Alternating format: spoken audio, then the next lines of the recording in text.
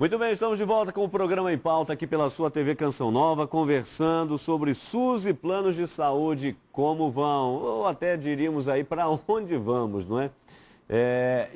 Temos aqui a presença do doutor Bruno Burgarelli, ele é advogado, professor universitário e também presidente da Comissão de Defesa do Consumidor da OAB aqui em Minas Gerais. E claro, o nosso querido Frei Antônio Moser. Eu queria perguntar para o professor, já começar o nosso terceiro bloco, citando, isso aí é notícia que infelizmente toda hora povoam os nossos telejornais, noticiário nacional, dos casos, dos descasos que acontecem por esse Brasil afora. Recentemente, você deve ter acompanhado aí pela TV ou nos noticiários, aquela mãe que lá no Rio de Janeiro, ela perdeu justamente 2 filhos, não um, mas 2 filhos, por causa do descaso no atendimento. Quer dizer, não foi atendida, não havia vaga em termos de maternidade, em termos de SUS, e aí acabou essa mãe perdendo 2 filhos. Obviamente, nós estamos falando de uma pessoa carente, e nós estamos falando de uma imensa massa brasileira ainda muito carente. Brasil, Frei Moser, 5ª economia, 6ª economia, mas um oceano ainda de distância entre grandes e pequenos, né? Sem falar da falta de UTIs. Eu tive um caso que me chocou muito. Sim. Tentei intermediar, não é, com uma instituição, dizendo, olha, tem um caso grave aqui, infartou, etc., daria um jeito de colocar na UTI. A resposta foi, tem que morrer 5 antes, para que então ele entre na fila.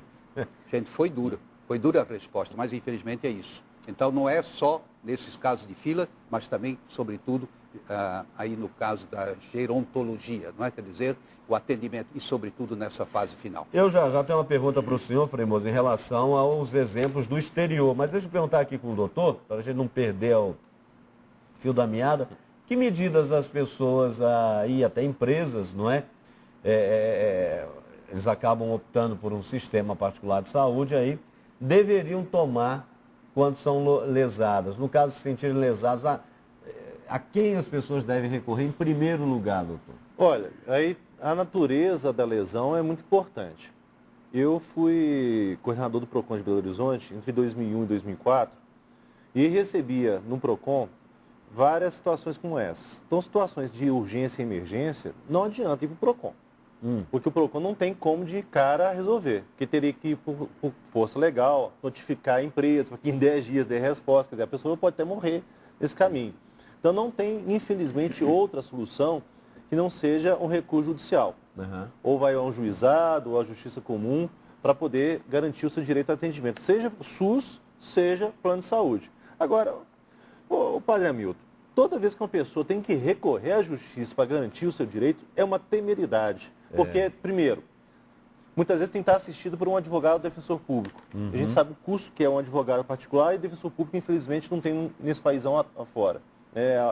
Não por culpa dos defensores, mas é do estudo de Estado para dar suporte. Segundo, se transfere ao juiz ou a uma juíza o poder de decisão sobre o atendimento ou não. Ainda pode ter um azar do juiz ou juíza em deferir aquele pedido.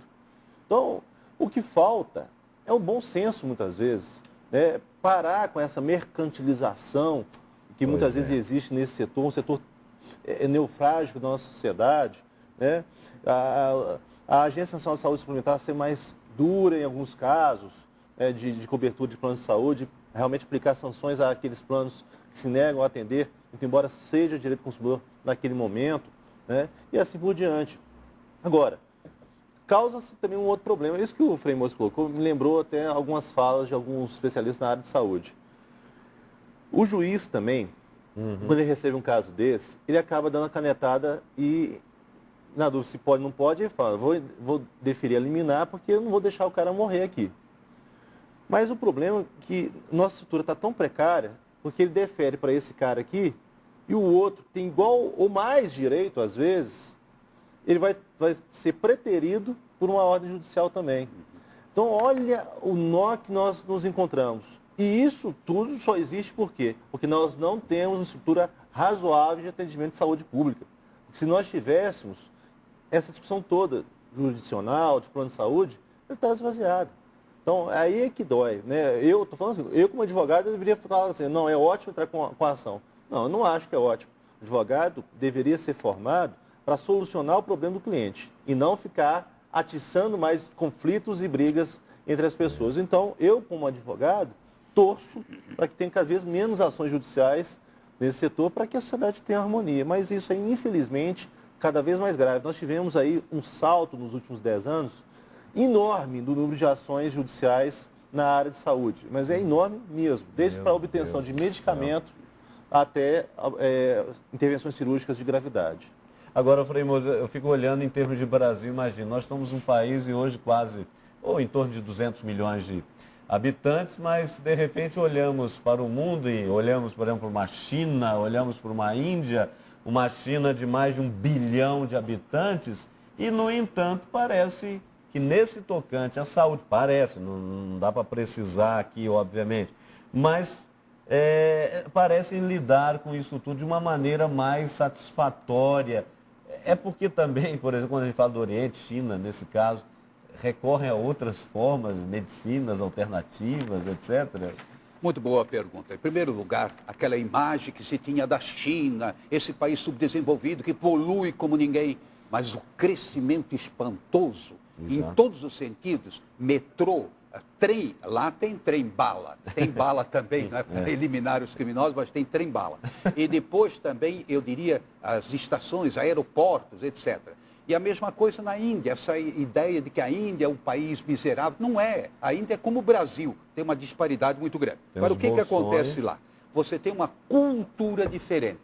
Nessa cultura existe o que se chama médico pé no chão, ou seja, certas ocorrências menos graves, elas podem ser atendidas por um prático, digamos assim, uma pessoa prática.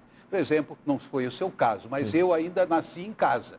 Hoje tem mulheres reivindicando o direito de... Em casa. Nasceu em casa, tá bom. Isso significa parteira. Exato. E, no entanto, todo mundo nascia em casa. Exato. Muito bem. O que significa? Gente, nós temos que cultivar mais o que se chama medicina complementar, mas não nesse sentido técnico, complementar ou alternativa, não é? Através da sabedoria popular, instruindo pessoas que têm o tino prático, logo faz assim um diagnóstico rápido, tem que tomar esse chá, você tem que... Entende? Em outras palavras, nós perdemos muito. E eu vou lhe dizer uma coisa. Mas se eu falar isso hoje, aí um médico estiver escutando a gente, já quer até prender. Ele pode prender. Só queria dizer que lá no Terra Santa, que você conhece, nós temos um curso de pós-graduação com a chancela da Universidade Católica de Petrópolis de medicina alternativa. Gente, shiatsu, massagem, etc. É toda uma outra concepção de vida, de saúde. Então, isso seria algo de fundamental. Depois, entra um outro aspecto. Já vou talvez adiantando um pouco, que é o seguinte, que me entendo bem os telespectadores. Eu também faço as minhas consultas preventivas. A cada meio ano, qualquer coisa, você tem que fazer um check-up, tudo bem. Mas tem gente que tem uma verdadeira mania de fazer check-up a todo momento, está com o médico, não é paranoia, mas de doença. É verdade. Isso também tem que ser revisto, não há dúvida. Como também o doutor colocou muito bem, tem médico que é proletário. Vive pobremente porque simplesmente não tem recursos, né? Teve uma formação mais ou menos, mas não tem como se sustentar o seu status de médico, né? Então tem que se nivelar por baixo. Agora, o importante seria, primeiro, ajudar as pessoas a entenderem que muitas vezes não precisam ir ao médico para combater um certo mal que estejam sentindo. Há um desarranjo intestinal ou coisa que vai, não é logo questão de correr para o médico. Há um exagero, eu diria. Em segundo lugar, insistir muito que a sabedoria popular não pode ser perdida. Não é? Que os nossos avós não eram imbecis. Eles sabiam muita coisa, produtos da terra, ervas medicinais, etc. E os chineses, não é? E indianos, esse tipo de terapia alternativa, sobretudo massagem. Sabem conjugar bem as duas coisas. Shiatsu, não é? Acupuntura e assim por diante. Então, nós temos que incentivar nessa direção, sem negar a importância de aparelhagens sofisticadas, mas não podemos trabalhar. Saúde envolve o emocional, saúde envolve uma série de elementos que o médico não pode dar, porque ele nem tem tempo. Exatamente. Olha, uma última pergunta. Como você avalia o atendimento do SUS? Vamos ver como as pessoas responderam. Tá faltando muito recurso ainda, mas igual uma vez que teve uma amiga minha que deu AVC, aí quartos de hospitais estão faltando muito, assim, então precisa ter mais, assim, mais plano de saúde. Não sei, eu sempre tive plano de saúde, mas pelo que eu ouço falar é porque sim, né? Acho que tem muita gente compra o plano porque não consegue ser atendido pelo SUS sempre. Eu acho que a saúde pública não tá boa. Tá horrível.